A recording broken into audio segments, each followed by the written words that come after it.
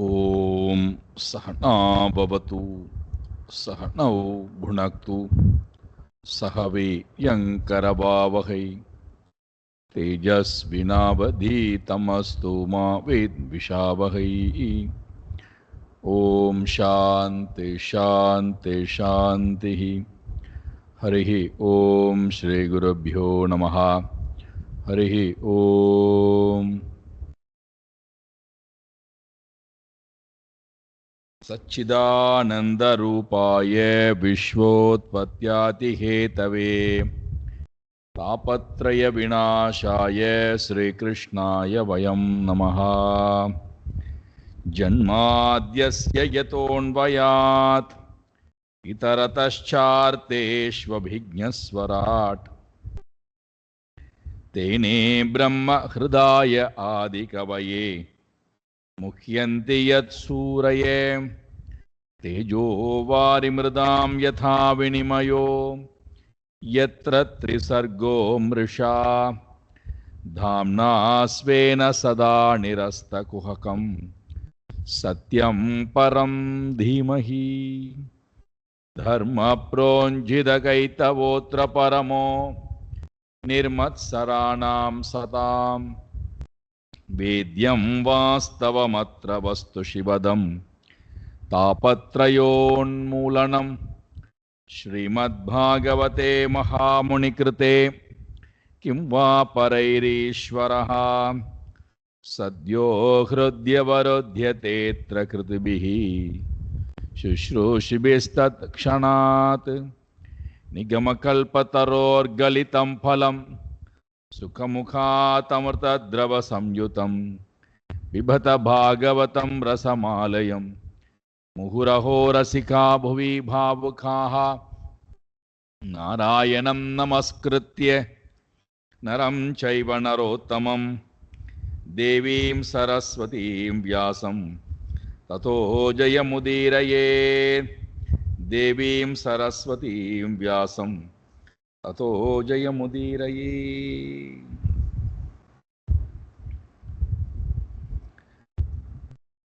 உலகமே என் கோபத்தைக் கண்டு நடுங்குகிறது. எல்லோரும் என்னுடைய உத்தரவை கேட்டு அதை செயலாற்றக்கூடிய இடத்திலே இருக்கிறார்கள். ஆனால் நீயோ என்னுடைய உத்தரவையும் நிறைவேற்றுவதற்கு தயாராக இல்லை. என்னுடைய கோபத்தைக் கண்டும் உனக்கு பயம் என்பது இல்லை. அப்படி என்றால் கிம் பலம்? எந்த பலம் உனக்கு பின்னாடி இருந்து கொண்டு உன்னை பயம் கொள்ள வைக்காமல் இருக்கிறது?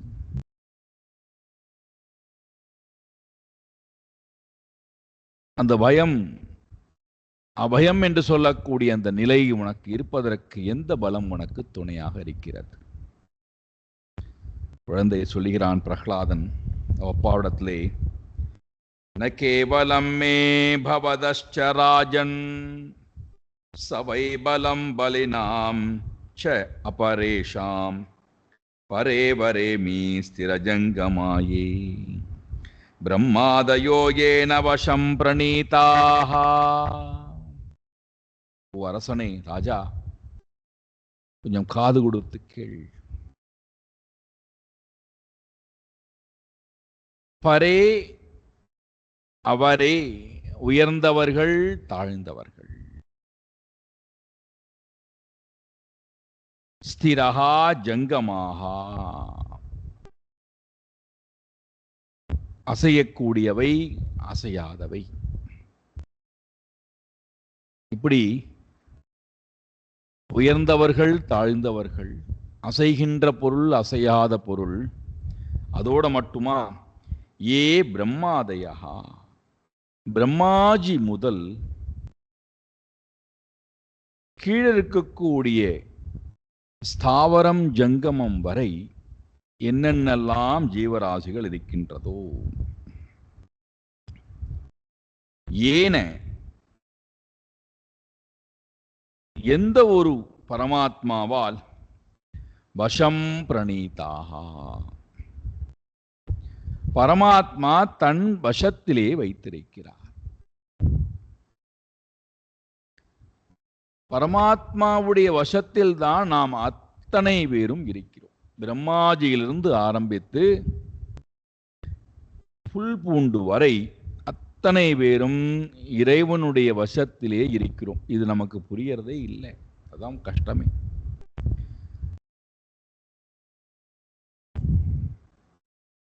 இறைவனுடைய வசத்திலே நான் இருக்கிறேன் என்கின்ற அந்த தெளிவு எனக்கு வந்துவிட்டால்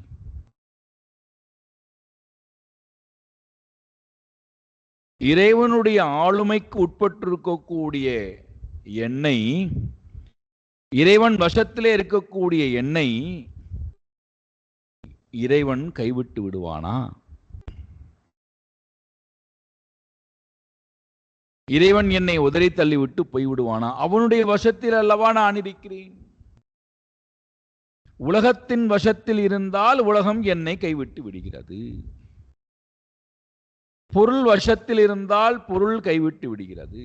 உறவுகள் வசத்தில் இருந்தால் உறவுகள் கைவிட்டு விடுகிறது. நண்பர்கள் வசத்திலே இருந்தால் நண்பர்கள் கைவிட்டு விடுகிறார்கள். அறிவின் வசத்திலே இருந்தால் அறிவு தேவைப்படும் காலத்திலே கைவிட்டு விடுகிறது. புண்ணிய வசத்திலே இருந்தால் புண்ணிய பலன் இருக்கின்ற வரைக்கும் நான் இருக்கிறேன். புண்ணியம் தீர்ந்தால் புண்ணியம் கைவிட்டு விடுகிறது. புண்ணிய லோகத்தின் வசத்திலே இருந்தால் புண்ணிய லோகங்கள் கைவிட்டு விடுகின்றன.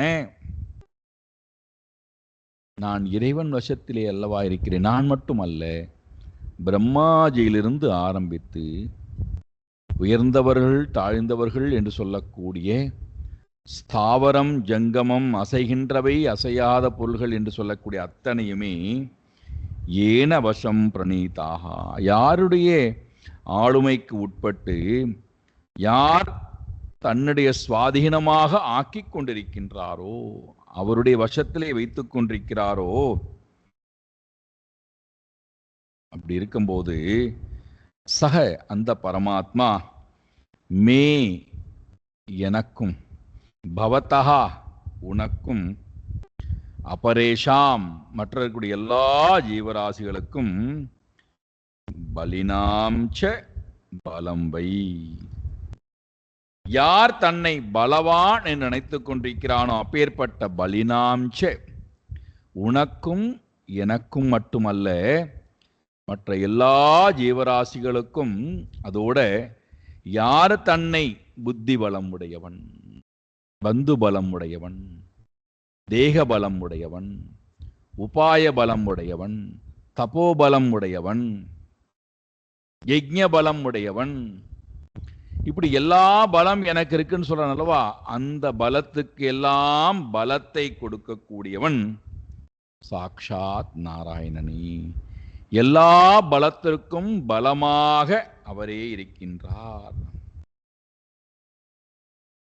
அவரை காட்டிலும் வேறு ஒரு பலம் இந்த உலகத்திலே இல்லை. இங்கு மட்டுமல்ல, எங்குமே இல்லை. அந்த பலம்தான் இப்பொழுது நான் உன்னிடத்திலே பேசிக் கொண்டிருக்கக்கூடிய பலம். அந்த பலம்தான் உனக்குள்ளும் இருந்து இயக்கிக் கொண்டிருக்கக்கூடிய பலம். அந்த பலம்தான்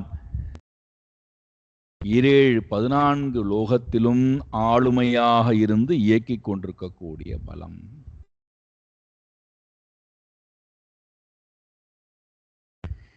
ஏன் இது நமக்கு புரிவது இல்லை? ஹிரண்யகசிபுவை போன்று இது நமக்கு ஏன் புரிவது இல்லை? இறைவனுடைய ஆளுமைதான், இறைவனுடைய பலம்தான் எல்லா பலத்தையும் எல்லா ஜீவராசிகளுக்குள்ளும் இருந்து இயக்கிக் கொண்டிருக்கின்றது என்றால் அந்த பலம் ஏன் தெய்வ பலம் எனக்கு புரிவதே இல்லை?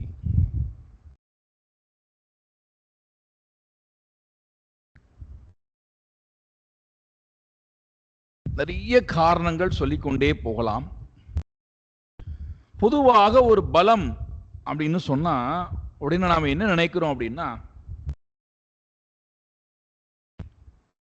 அது ஆற்றலாக வெளிப்பட வேண்டும்.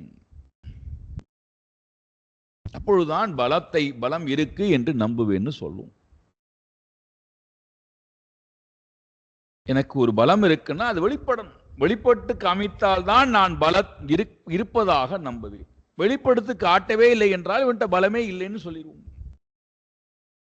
அப்ப நம்மை பொறுத்த மட்டுக்கும் எது பார்க்கப்படுகிறதோ, எது கேட்கப்படுகிறதோ, எது அனுபவத்துக்கு வருகிறதோ அதை வைத்துக்கொண்டு இவர்கிட்ட இந்த சக்தி இருக்கிறது, இவர்கிட்ட இந்த சக்தி இல்லை, இவர் பலவான், இவர் பலகீனவான்னு நம்ம முடிவுக்கு வந்துடுறோம். இறைவனையும் அதே இடத்துல தான் வச்சிருக்கோம். இறைவன் பலவான் என்றால், பலம் உடையவன் என்றால் நம்ம என்ன சொல்றோம்? இந்த அசுர கூட்டங்கள் எல்லாம் அழிக்க வேண்டியதுதானே, எல்லா தவறு செய்யக்கூடியவர்களும் தண்டிக்க வேண்டியதுதானே, ஏன் அவர் தண்டிக்காமல் இருக்கிறார்? சுனாமி வந்தபோது இறைவன் பலவான் என்றால் சுனாமி வந்தபோது தடுத்திருக்கலாம் அல்லவா? எத்தனை உயிர்கள் சேதம் ஏற்பட்டது, எத்தனை பேர் இறந்து போனார்கள், தடுத்திருக்கலாம் அல்லவா? ஏன் இறைவன் தடுக்கவில்லை? இறைவன் பலவான் என்று சொன்னால் ஏன் இப்படி ஒவ்வொரு நாட்டுக்கிடையிலே சண்டைகள் நடக்கிறது? எல்லா சண்டையும் நிறுத்த வேண்டியதானே, பகவான் தடுத்து நிறுத்த வேண்டியதானே. ஏன் வியாதி வந்தது, எத்தனை உயிர்கள் போனது, தடுத்து நிறுத்திருக்க வேண்டியதானே.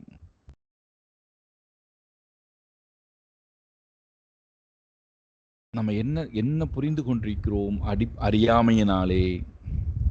இறைவன் பலவான் அப்படின்னா அவனுடைய பலத்தை இந்த உலகத்துல காட்டணும்னு நினைச்சுட்டு இருக்கிறோம்.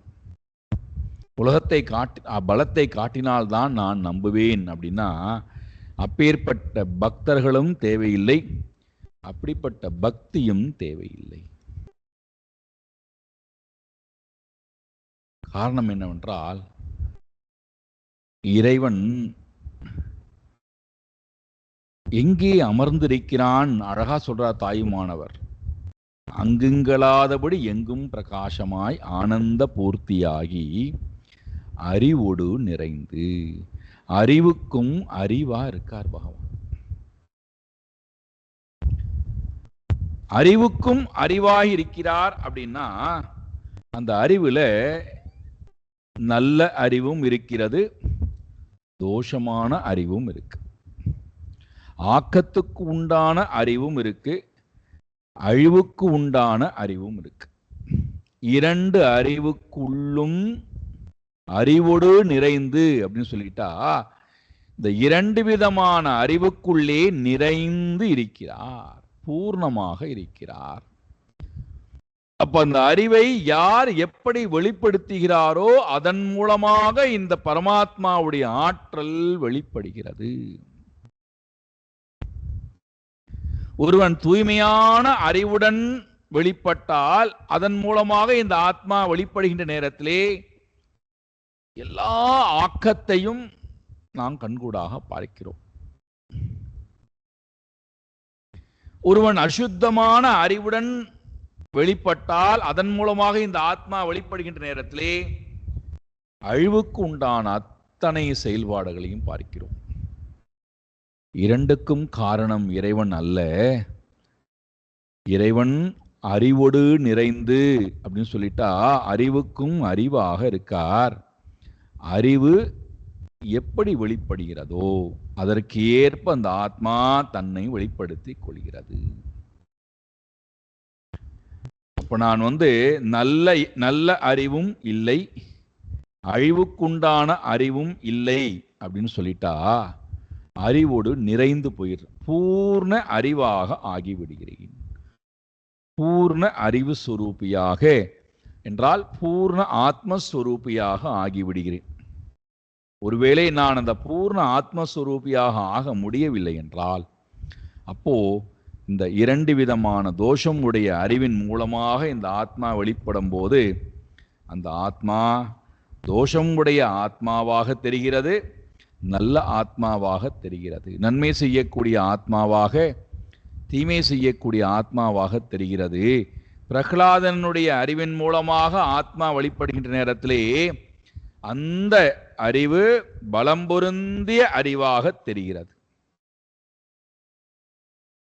அசைக்க முடியாத அறிவாக.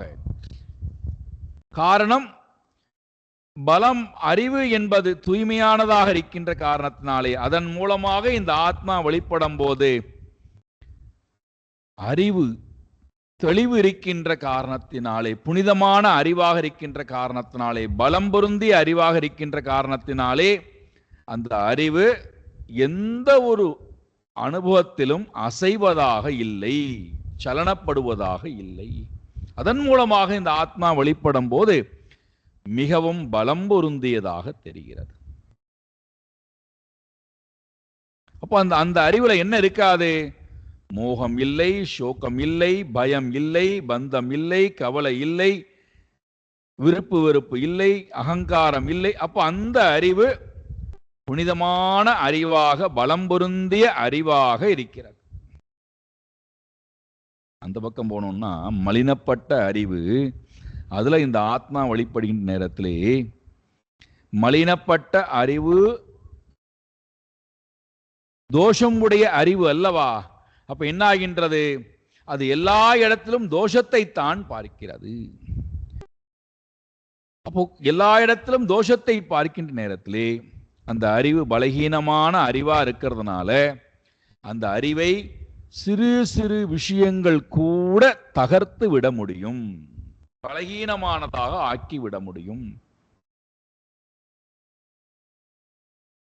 நாம சொல்றோம் அல்லவா, நான் அமைதியா தான் இருக்கணும்னு நினைக்கிறேன், நான் யாருடைய வம்பு தும்புக்கும் போகக்கூடாதுதான் நினைக்கிறேன், ஆனா என்னை தேடி எல்லா கஷ்டமும் வருகிறதே, என்னை எல்லோரும் காயப்படுத்துகிறார்களே, அது எனக்கு ரொம்ப வேதனையை கொடுக்கிறதே. என்னுடைய புத்தி இன்னும் பலகீனமான புத்தியாக இருக்குன்னு அர்த்தம். ஒவ்வொரு சிறு சிறு அசைவும் என்னை பாதித்தது என்றால் நான் இன்னும் பலகீனமான அறிவு படைத்தவனாக இருக்கிறேன். அந்த அறிவின் மூலமாக இந்த ஆத்மா வெளிப்படும் போது நான் பலகீன ஆத்மாவாக தெரிகிறேன். அப்ப நான் என்ன பண்றேன்? பலகீனமான நான் பலம் பொருந்தி இருக்கக்கூடிய இறைவனிடத்திலே போய் எனக்கு கஷ்டத்திலிருந்து போக்கி விடுன்னு கேட்கிறேன். நாம் கஷ்டத்திலிருந்து போக்குன்னு கேட்கும் போதும் அங்கதான் இருக்கார் பகவான், நம்முடன் தான் இருக்கார்.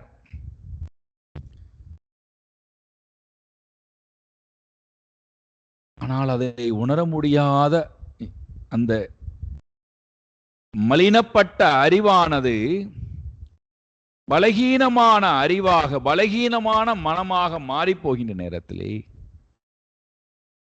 சின்ன சின்ன விஷயங்கள் கூட என்னை பாதிக்கக்கூடிய அளவு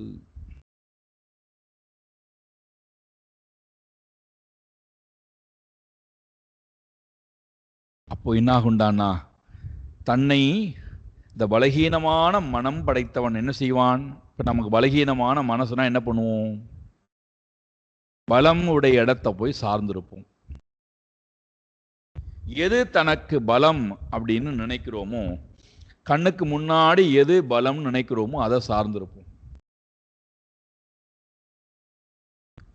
ஒவ்வொருத்தருக்கும் ஒண்ணு இது எனக்கு பலத்தை கொடுக்கும் அப்படின்னு நினைத்து கொண்டு அதுல போய் சார்ந்திருப்பது. ஆனா அந்த சார்பு தன்மையே பலகீனமான தன்மையினுடைய வெளிப்பாடுதான்.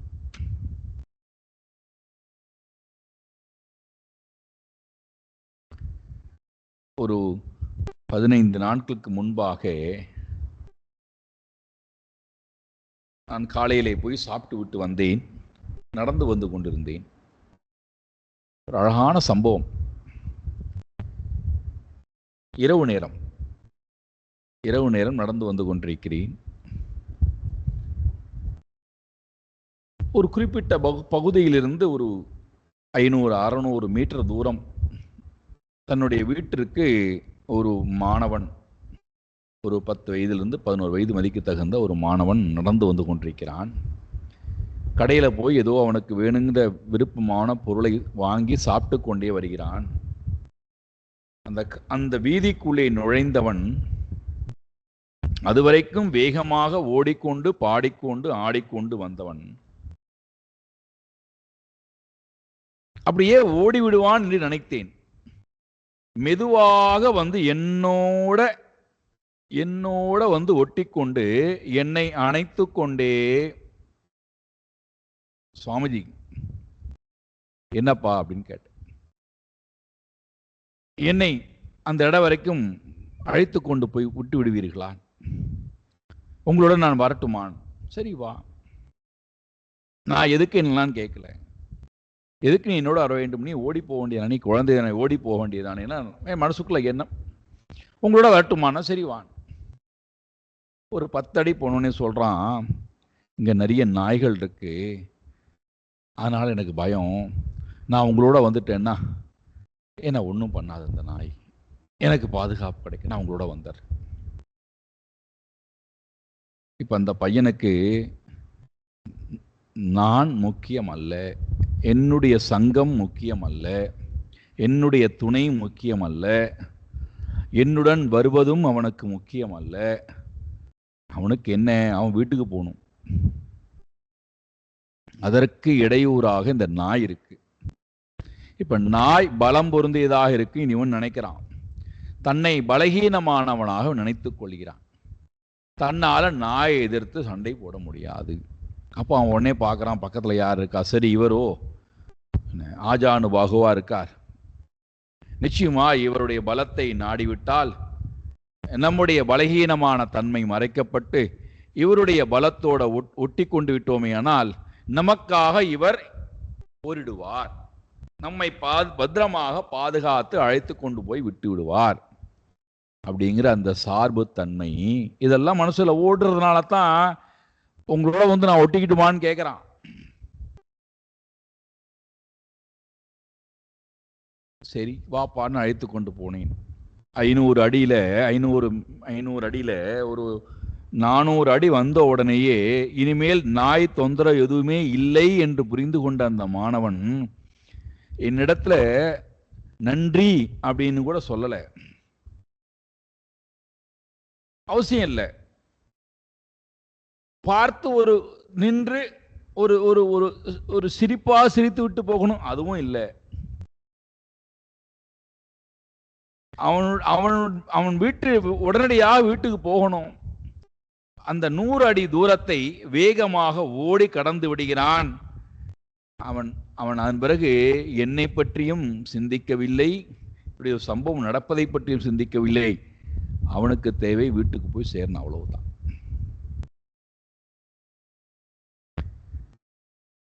இதே நிலைதான் நமக்கும், இதே நிலைதான் ஹிரண்யகசிபுவுக்கும். பலகீனமான மனம் எது இந்த உலகத்திலே பலம் கொடுப்பதாக பாவிக்கிறதோ அங்கே போய் ஒட்டிக்கும். அசுர கூட்டம் என்று சொன்னால் ரவுடிகள், ராட்சசர்கள், பலம் பொருந்தியவர்கள். அவர்களை தன் வசத்திலே வைத்திருந்தால் அவர்களின் மூலமாக அனைத்தையும் சாதித்துக் கொள்ளலாம். பணக்காரர்களை நாம் கூட உதவிக்கு வைத்துக் கொண்டால், நண்பர்களாக வைத்துக் கொண்டால் அவர்கள் நமக்கு கஷ்டம் வருங்காலத்திலே உதவுவார்கள்.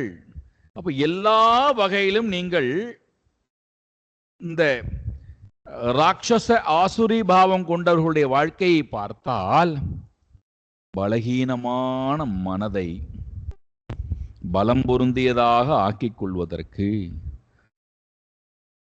ஐஸ்வர்யத்தை, யசஸை, தேக பலத்தை, பந்து பலத்தை, என்னென்னலாம் உண்டோ எல்லாம் சேர்த்துக்கொள்ளும். அத்தனை பலத்தையும் சார்ந்திருக்கிறது. ஒருவேளை இந்த பலம் எல்லாம் தனக்கு வேண்டாம் என்று சொன்னால் ஈஸ்வர பலத்தை கூட நாடும். எதற்காக அந்த பலத்தை நாடுகிறது? இறைவனுக்காக இறைவனுடைய பலத்தை நாம் நாடவில்லை. எனக்கு அதனால் என்னுடைய மனம் பலகீனமான தன்மையிலிருந்து பலம் பொருந்திய தன்மையானதாக ஆக வேண்டும். அல்பமான பக்தி, அல்பமான எண்ணம், இதை நாம பக்தின்னு சொல்லிக்கிறோம். என்னுடைய பலகீனமான தன்மையை ஒரு பலத்துடன் சேர்த்துக்கொண்டு நான் பலம் பொருந்தியவன் அப்படின்னு நாம காட்டிக்கிறோம். உண்மையிலேயே நான் அந்த பலத்துடன் சேர்வது அவரை பார்ப்பதற்காகவோ அவரை ஸ்மரிப்பதற்காகவோ அவருடன் வாழ்வதற்காகவோ அல்ல இந்த குழந்தையை போல.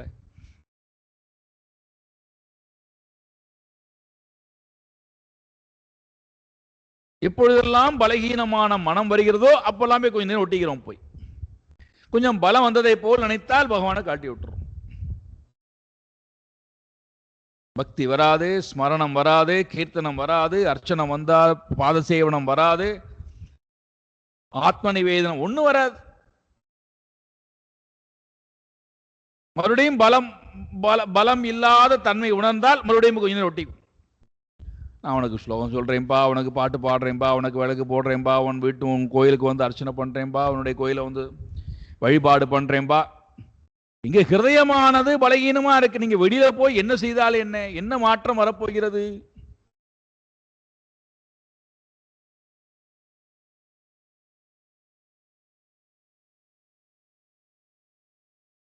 எதுவுமே இல்லை நாராயணனை தவிர.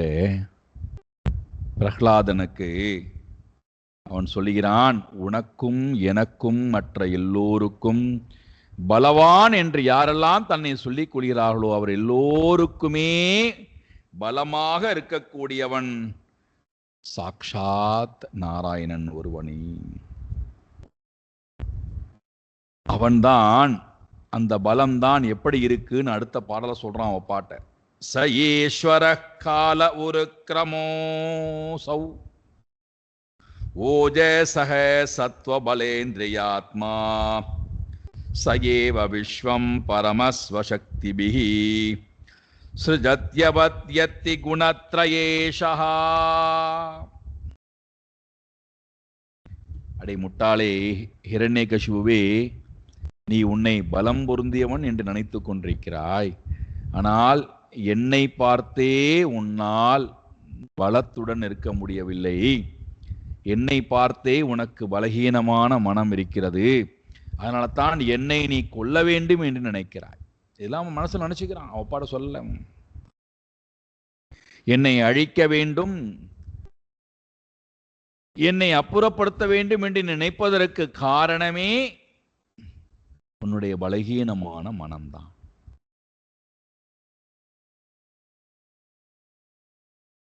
உண்மையான பக்தி இருந்தது என்றால்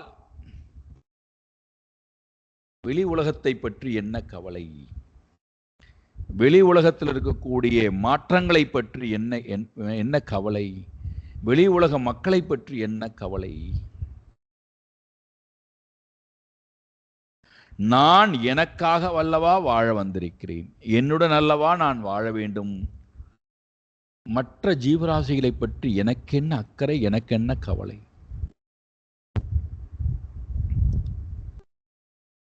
அவர்கள் எப்படி வாழ்கிறார்களே, அவர்கள் எப்படி கஷ்டம் கொடுக்கிறார்களே. நான் இன்னும் பலம் பொருந்தியவனாக இல்லை, என்னுடன் நான் வாழ தயாராக இல்லை, என்னை நான் பார்க்க தயாராக இல்லை, நான் நாராயணனுடன் வாழ தயாராக இல்லை, அருகதையற்றவனாக இருக்கிறேன் அர்த்தம். என்னுடன் நான் வாழ்வதற்கு அருகதை இல்லாத போது மற்றவர்களை குறை சொல்லி என்ன பிரயோஜனம்?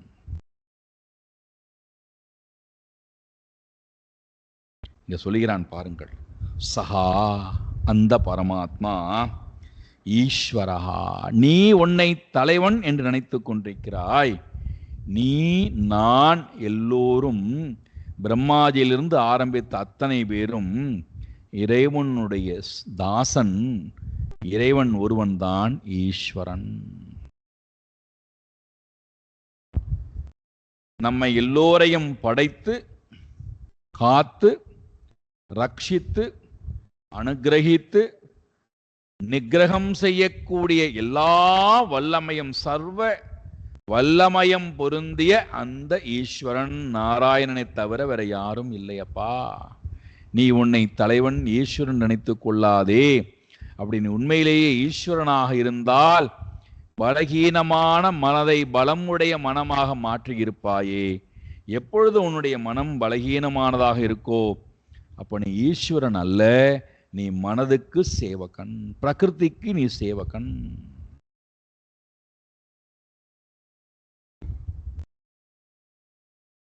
இரண்டாவது சொல்லுகிறான், சஹா ஈஸ்வரஹா கால ரூபிஹி. கால ரூபி, அவர்தான் காலனாகவும் இருக்கிறார். அவர்தான் யமனாகவும் இருக்கிறார். எல்லோருடைய வாழ்க்கையையும் கணக்கிட்டு எது எப்பொழுது கொடுக்கப்பட வேண்டுமோ, எது எப்பொழுது எடுக்கப்பட வேண்டுமோ அத்தனையும் அழகாக அந்தந்த காலத்திலே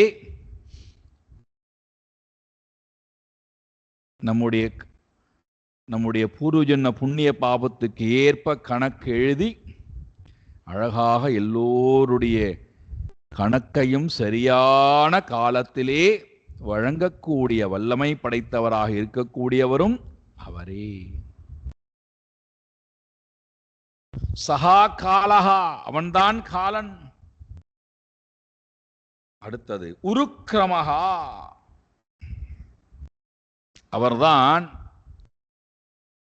பெரும் ஷரீரம் படைத்தவர். உருக்கிரமஹா,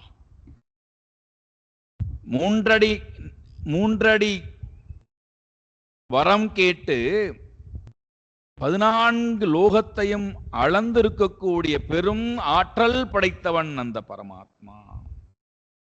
உருக்கிரமம். நீ நினைத்துக் கொண்டிருக்கிறாய் உன்னை பலம் பொருந்தியவன் என்று. அப்படி உண்மையிலேயே பலம் பொருந்தியவனாக இருந்தால் உனக்கு எதுவுமே தேவைப்படாமல் போயிருக்கும்.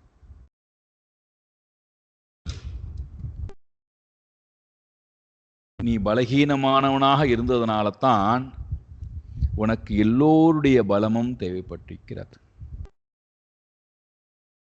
இறைவன் உருக்கிரமஹா, பெரும் சக்தி படைத்தவர், பெரும் பராக்கிரமம் படைத்தவர். என்னெல்லாம் சக்தி இருக்காம்? அசௌ ஓஜஹா,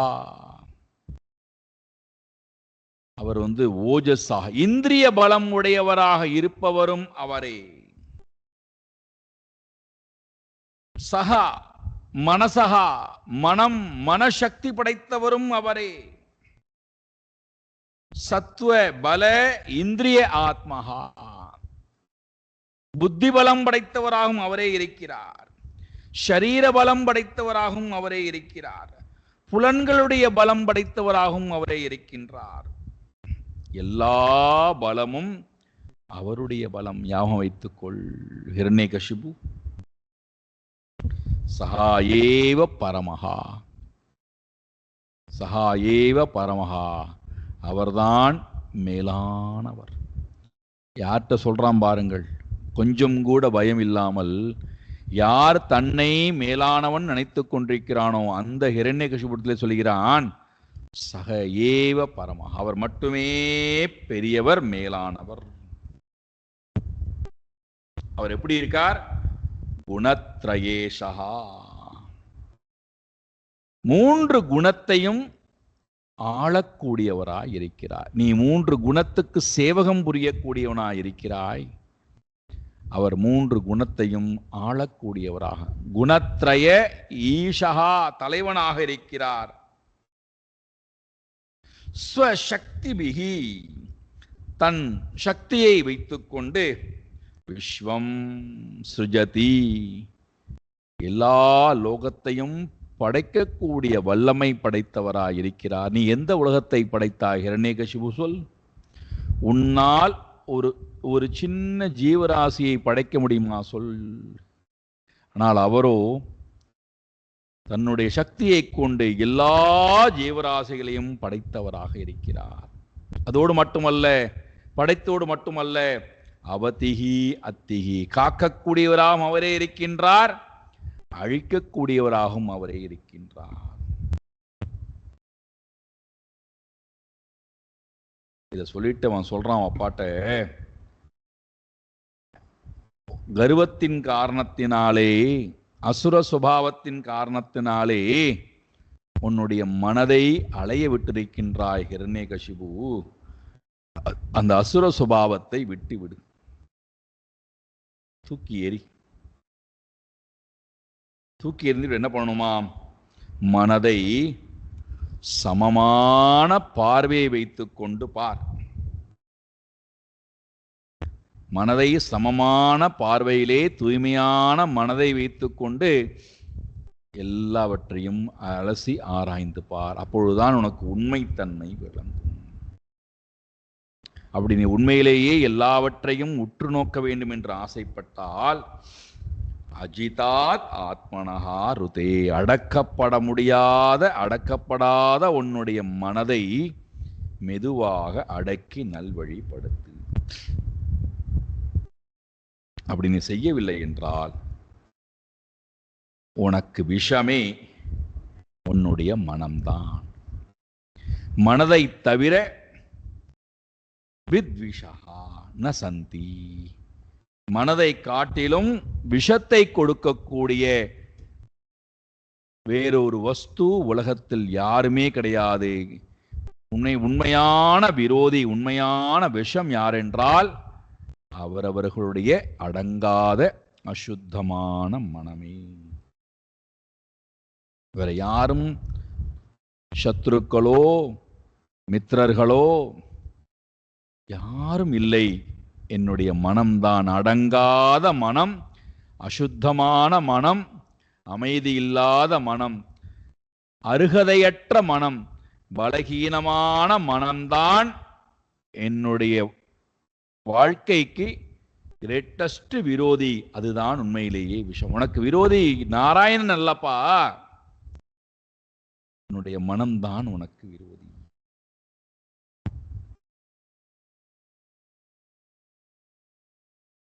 ஒருவேளை உன்னுடைய மனதை நீ சுத்தப்படுத்தி அமைதிப்படுத்தி தூய்மைப்படுத்தி ஒருமுகப்பட்ட மனதுடன் கூடியவனாய் உன்னுடைய மனதை நீ செய்தால் அந்த மனதிலேயே அனந்தஸ்ய மகத் சமர்ஹணம், அதுதான் உண்மையிலேயே நீ உண்மையிலேயே மகத் சமர்ஹணம், பெரிய ஆராதித்தல் என்று சொல்லக்கூடிய செயல். அளவற்ற கடவுளுக்கு செய்யக்கூடிய பெரிய ஆராதனை என்னவென்றால் அசுத்தமான மனதை சுத்தப்படுத்துதல் தான் உண்மையான ஆராதனம். அதை செய்யாமல் நீ என்ன கர்மங்களில் ஈடுபட்டாலும், என்ன தவத்தை செய்தாலும், என்ன யாகங்கள் செய்தாலும், என்ன பூஜை செய்தாலும், எவ்வளவு ஹோமங்கள் செய்தாலும், எவ்வளவு மந்திரங்கள் சொன்னாலும் உன்னுடைய மனம் ஒரு காலத்திலும் இறைவனை நினைக்காது அடையாது.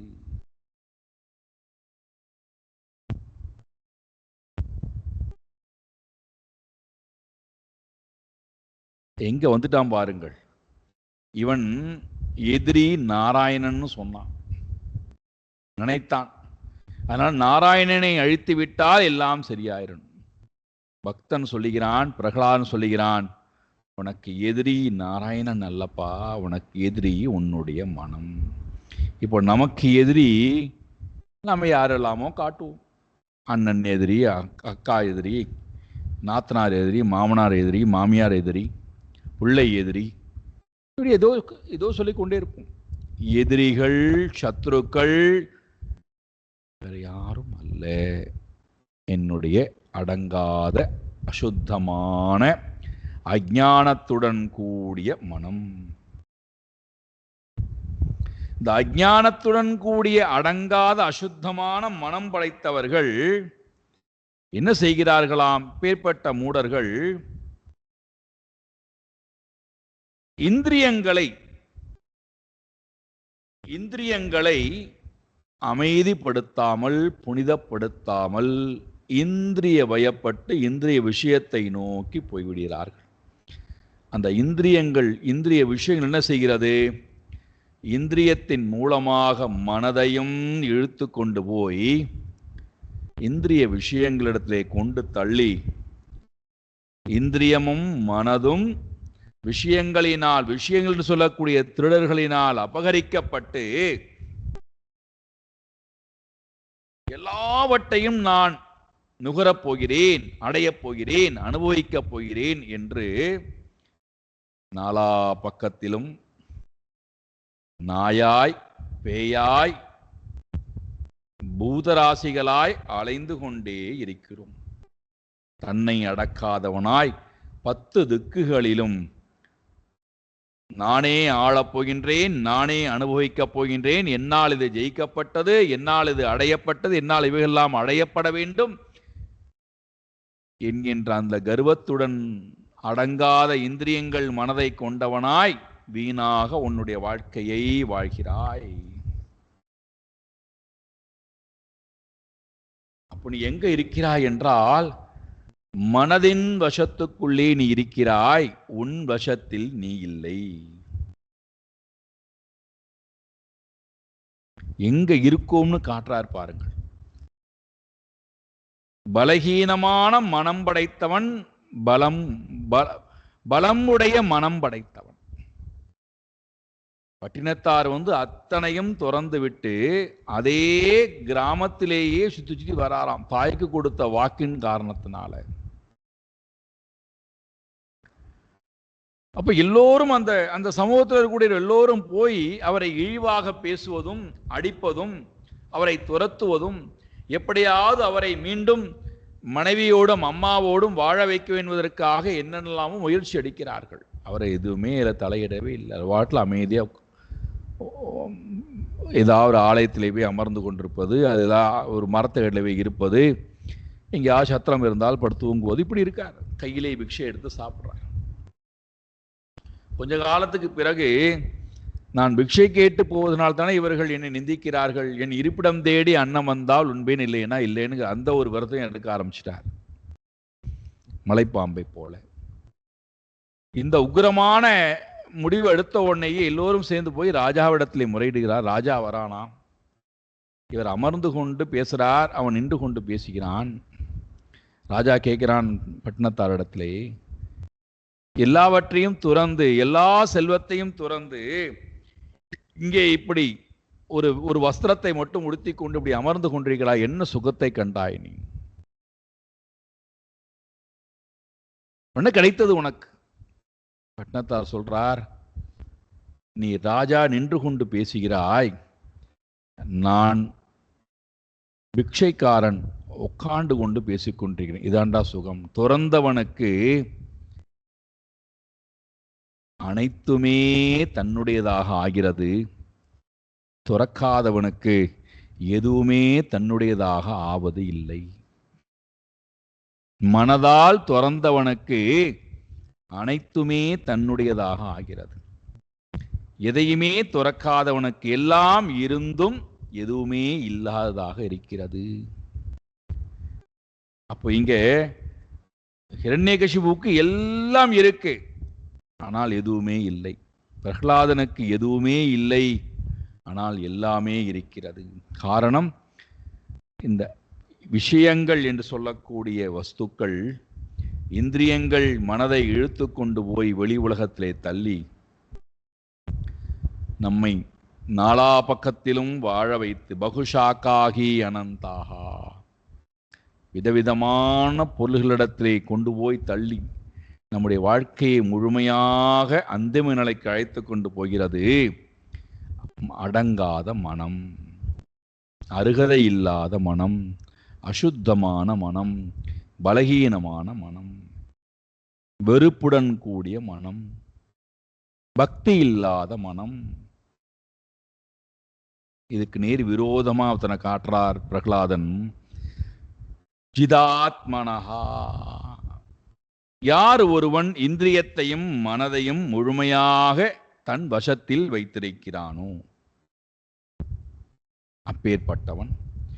ஞஸ்ய, யார் ஒருவனுக்கு பூர்ணமான அறிவு இருக்கிறதோ அவனும். தேகினாம் சமஸ்ய, எல்லா தேகத்துக்குள்ளும் இருக்கக்கூடிய ஆத்மாவை யார் சமமாக பாவிக்கின்றானோ அவனும். சாதவகா, யார் ஒருவன் நற்காரியங்கள் புரிகின்றானோ அப்பேற்பட்ட பக்தன் இந்த உலகத்திலே வாழ்கிறான். அவர்களுக்கு மனம் என்பது சத்ருவாக இருக்காது. சொல்றான் பாருங்கள், பிரபாவாகா பரே குதஹா, இவர்களுக்கு இப்பேற்பட்டவர்கள் எங்கிருந்து சத்ருக்கள் வருவார்கள் என்றால் மனம் இவர்களுக்கு சத்ருவாக இருக்காது. மனம் சத்ருவாக இல்லாத போது எங்கிருந்து வெளி உலகத்திலே இவர்களுக்கு சத்ருக்கள் பிறப்பார்கள்?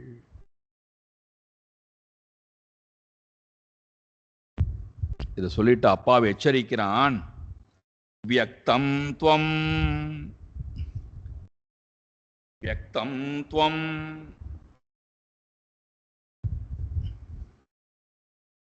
வியக்தம் த்வம் மர்த்து காமோசி யோதி மாத்ரம் விகத்யசே முமூர்ஷூணாம் ஹிமந்தாத்மன் நனுஸ்யோர்விக்ளவாகிரஹ.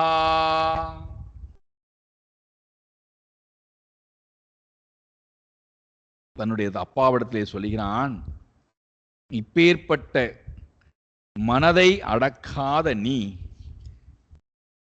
சத்ருவாக இருக்கக்கூடிய மனம் உன்னுடைய சத்ருவாக இருக்கிறது. அப்படி சத்ருவாக இருக்கக்கூடிய உனக்கு இந்த மனதினாலே ஒரு பிரயோஜனமும் இல்லை. இந்த மனதாலேயே நீ அழிவது திண்ணமே. இந்த மனம் உனக்கு எவ்வகையிலும் உலகத்திடத்திலே சௌக்கியமாக வாழ்வதற்கும் உதவாது, இறைவனை அடைவதற்கும் உதவாது. இதை கேட்ட உடனே வெகுண்டு எழுகின்றான் ஹிரண்யகசிபு. ரொம்ப கோப ஆவேசம் கொண்டவனாய் தன்னுடைய குழந்தையை பார்த்து சொல்கின்றான், நிச்சயமாக நீ இறப்பதற்கு ஆசைப்படுகின்றாய், நன்றாக தெரிந்து விட்டது. மர்த்து காமோசி துவம், நீ இறப்பதற்கு ரொம்ப ரொம்ப விருப்பம் உடையவனாக இருக்கிறாய். அதை தீர்மானம் செய்து விட்டாய் போல். ஆகினாலே தான் இறப்பு வருங்காலத்திலே தான் என்ன பேசிக்கொண்டிருந்தோம், என்ன பேசிக்கொண்டிருக்கிறோம், என்ன சொன்னோம் என்பது அவர்களுக்கே தெரியாது. முன்பின் முரணாக அவர்கள் பேசுவார்கள். மரணம் சம்பவிக்கக்கூடிய மக்களுடைய வார்த்தையானது எப்படி முன்னுக்கு பின் ஒட்டாமல் இருக்குமோ, அதே போல உன்னுடைய பேச்சும் உன்னுடைய செயலும் கொஞ்சம் கூட தொடர்பு இருப்பதாக தெரியவில்லை. உன்னை நீயே புகழ்கிறாய், இறைவனையும் புகழ்கிறாய், என்னை புகழ மறுக்கிறாய். ஆகையினாலே உன்னுடைய இறப்பு வந்துவிட்டது என்பது எனக்கு தெரிகிறது. எனக்கு இந்த கேள்விக்கு மட்டும் பதில் சொல் என்று சொல்லிவிட்டு, யஸ்த்வயா மந்தபாக்யோக்தோ மதன்யோ ஜகதீஸ்வரஹ க்வாசௌ யதி சர்வத்ர கஸ்மாத் ஸ்தம்பே ந திருஷ்யதே. ஏ மந்த பாக்யா, குழந்தையை பார்த்து சொல்றான், உண்மையிலேயே உத்தம பாக்கியம் உடையவன் பிரகலாதன்.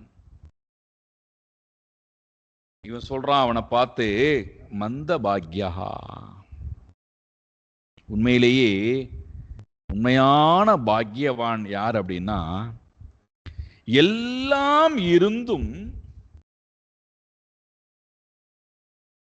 உலகத்தில் இருக்கக்கூடிய எல்லா செல்வங்களும் இருந்தும் யார் அதை கிஞ்சித்தளவும் நினைக்காமல் இறைவனை மட்டுமே நினைக்கிறானோ அவன்தான் உண்மையான பாக்கியவான்.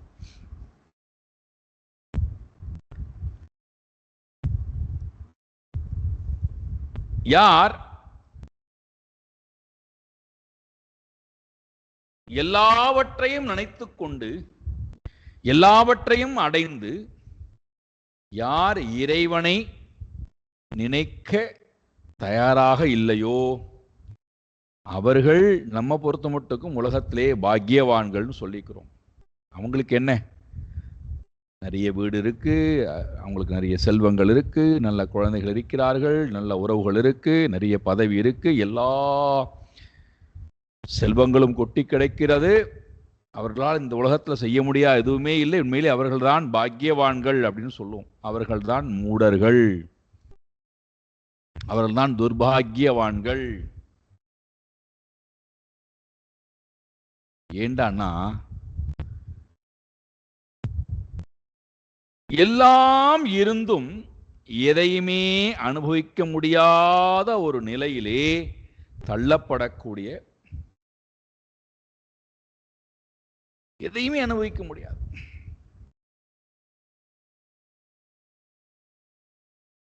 எதுவுமே இல்லை இறைவனை தவிர, அல்லது எல்லாம் இருக்கிறது ஆனால் இறைவனை தவிர எதையுமே நான் நினைக்கவில்லை என்றால் எவ்வளவு பெரிய பாக்கியவான் நான். அதனால்தான் இறைவனை நினைக்க வேண்டும் என்ற விருப்பம் உடையவர்களுக்கு எல்லாவற்றையும் இறைவன் கொடுப்பதற்கு காரணம் என்னவென்றால், எல்லாத்தையும் கொடுக்கிறான். இன்பத்தையும் துன்பத்தையும், மானத்தையும் அவமானத்தையும், பிரியத்தையும் அப்பிரியத்தையும், ஜெயத்தையும் அஜயத்தையும், ரோகத்தையும் ஆரோக்கியத்தையும், எல்லாத்தையும் இறைவன் கொடுப்பதற்கு காரணம் என்ன அப்படின்னா, இது எல்லாவற்றிலிருந்தும் விடுபட்டு என்னையே நினையப்பா அப்படிங்கிறதுக்காகத்தான், வேற ஒன்றுத்துக்கும் இல்லை.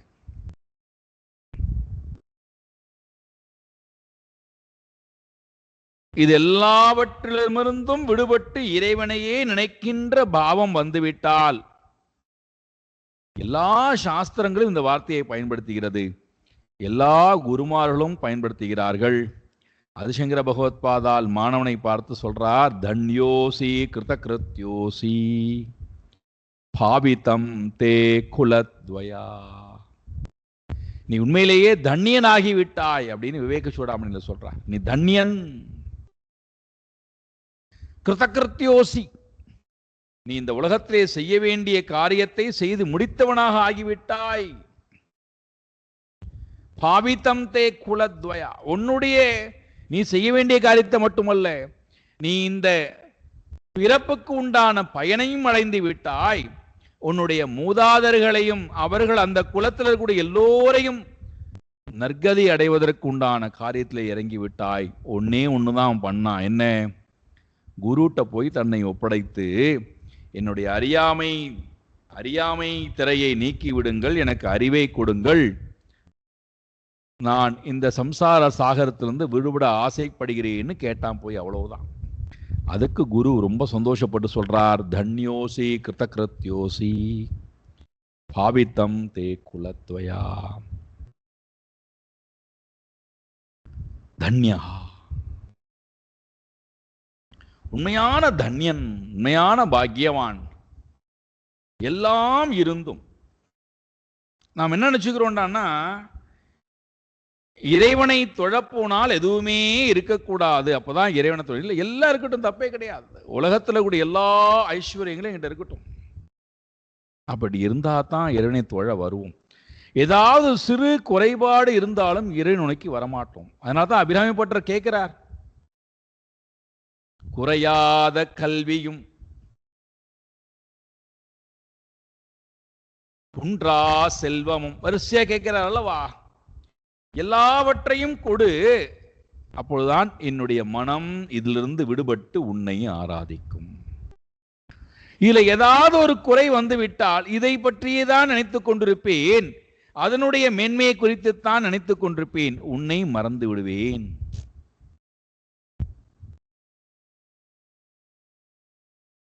அப்ப இந்த குழந்தையை பார்த்து சொல்றான், மந்த பாக்யா, பாக்கியம் குறைந்தவனே. பாருங்கள், உண்மையிலே இவன் தான் பாக்கியம் குறைந்தவன். எல்லாம் இருந்தும் எல்லாவற்றையும் கொடுத்த நாராயணனை மறந்து இருக்கக்கூடிய இவன் துர்பாகியவானா, அல்லது எல்லாம் இருந்தும் எதையுமே நாடாமல் நாராயணனை மட்டுமே நாடக்கூடிய பிரகலாதன் பாக்கியவானா? எந்த பக்தன் பாக்கியவான்? துர்பாகியவானே. மது அந்யஹா, என்னை காட்டிலும் வேறாக ஒருவன் இருக்கிறான் என்று சொன்னாய் அல்லவா. அந்த பலம்தான் எல்லா பலத்துக்கும் காரணம் என்று நீ சொன்னாய் அல்லவா. மது அந்யஹா ஜெகத் ஈஸ்வரஹா யஹா, யவன், நீ சொன்ன அந்த யவன், யஹா யவன், என்னை காட்டிலும் வேறானவனாக ஜெகத்துக்கு எல்லாம் ஈஸ்வரனாக ஒருவன் இருக்கிறான் என்று சொன்னால் அவன் யார்? நான் தானே தலைவன். என்னை காட்டிலும் தலைவன் யார் இருக்க முடியும்?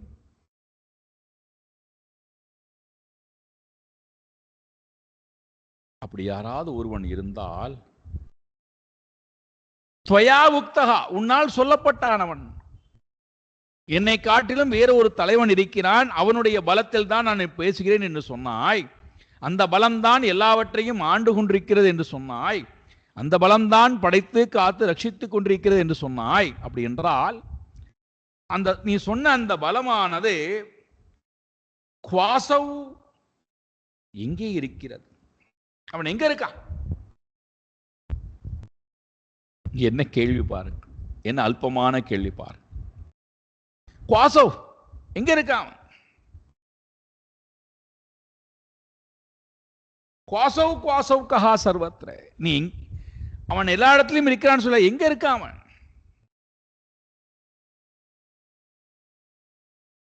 இந்த குழந்தை பதில் குடிக்கிறது, சஹா சர்வத்ர, அவர் எல்லா இடத்திலும் இருக்கிறார். இவன் எங்க இருக்கிறான்னு கேட்டு முடித்த உடனேயே அவர் எங்கும் இருக்கிறார். சர்வத்ர அஸ்தி, அவர் இல்லாத இடம் எது? எங்கே இருக்கிறான் என்கின்ற கேள்விக்கு அவர் எங்கே இல்லை என்பதுதான் பதில்.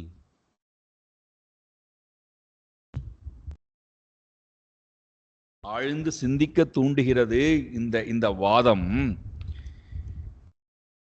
எங்கே இருக்கிறான் என்கின்ற ஒரு கேள்வி எதன் அடிப்படையிலே வருகிறது? தோன்றிய பொருளை கொண்டு, தோன்றிய பொருளை தவிர வேறொன்று இல்லை என்று எண்ணுவதனால்தான் இந்த கேள்வியே வருகிறது. வேதாந்தத்தில் ரொம்ப ஆழமாக நாம் புரிந்து கொள்ள வேண்டும். பக்தி நிலையிலிருந்து புரிந்து கொண்டாலும் சரி, வேதாந்த நிலையிலிருந்து புரிந்து கொண்டாலும் சரி, ரொம்ப ஆழமாக புரிந்து கொண்டு அந்த உண்மையை உள்வாங்கணும். அப்படின்னா வேதாந்தத்தினுடைய தாத்பரியம் என்ன, பக்தியினுடைய தாத்பரியம் என்ன அப்படின்னா, இறைவன் எங்கும் இருக்கிறான் அப்படின்னு சொல்லும் போது இறைவனை தவிர வேறொன்று இல்லை என்று புரிதல் ஏற்பட வேண்டும். எங்கும் இருக்கிறான் அப்படின்னு சொல்லும் போது நாம் என்ன தேடக்கூடாது, போய் இங்க இருக்கானா இங்க இருக்கானா இங்க இருக்கானான்னு கேட்டா, நான் அது நம்முடைய மூடத்தனத்தினுடைய வெளிப்பாடு, அறிவில்லா தன்மையினுடைய வெளிப்பாடு. எங்கும் இருக்கிறான் அப்படின்னு சொல்லியாச்சுன்னா அவனை தவிர நானும் இல்லை, அவனை தவிர உலகமும் இல்லை. இதுதான் நாம் அடிப்படையாக புரிந்து கொள்ள வேண்டிய அறிவு.